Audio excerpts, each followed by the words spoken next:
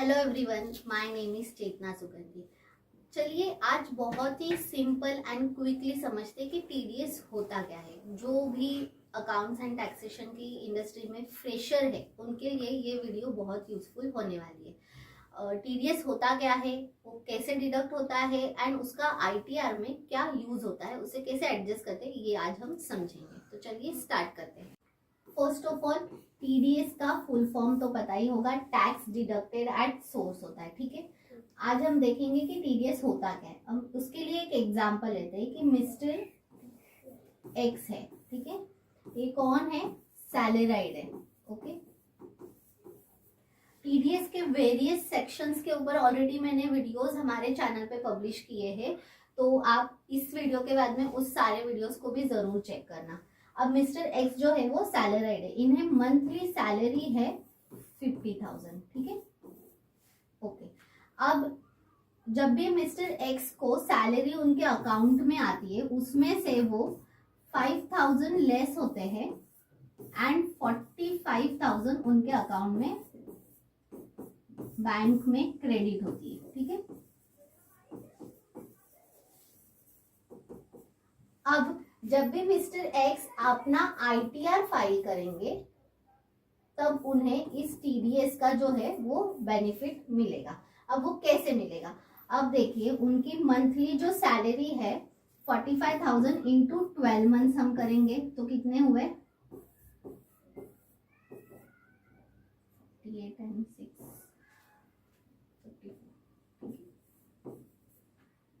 5,40,000। ठीक है, तो उनकी इनकम हो गई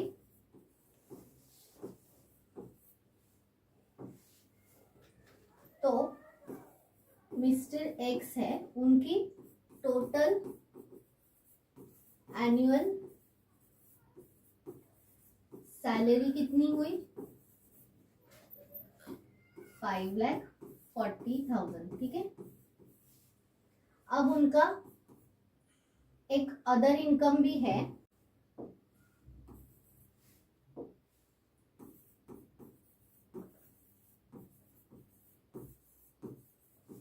ठीक है, कितनी है? मान के चलिए 60,000 हम ले लेते हैं, तो टोटल कितनी हुई?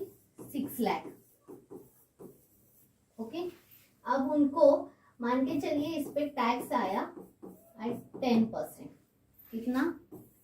60,000। मैं ये एग्जांपल ले रही हूँ, एक्चुअल टैक्स कैलकुलेट नहीं कर रही हूँ। ठीक है, अब उन्हें 60,000 टैक्स भरने आ रहा है, लेकिन उनका एवरी मंथ सैलरी में से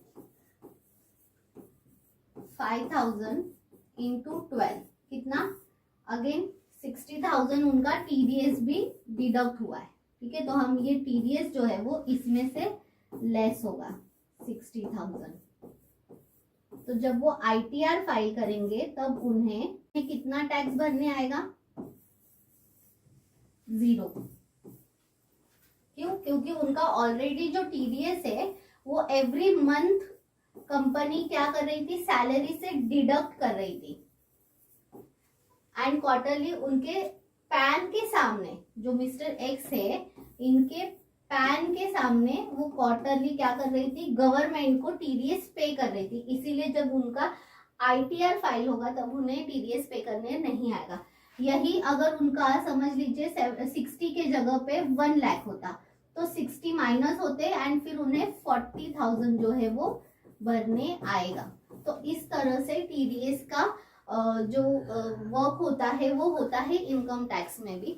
अब इसके अलग अलग सेक्शंस होते हैं, उसके रिलेटेड काफी सारे वीडियोस ऑलरेडी चैनल पे गए कि कौन से सेक्शन ज्यादा यूज होते हैं, किसमें कितना परसेंटेज डिडक्ट होता है। ये मैंने एक सिर्फ एग्जांपल दिया टीडीएस की कंसेप्ट को समझने के लिए। तो इस तरह से ही टीडीएस का जो कैलकुलेशन होता है वो होता है जब हम आईटीआर फाइल करते हैं तब।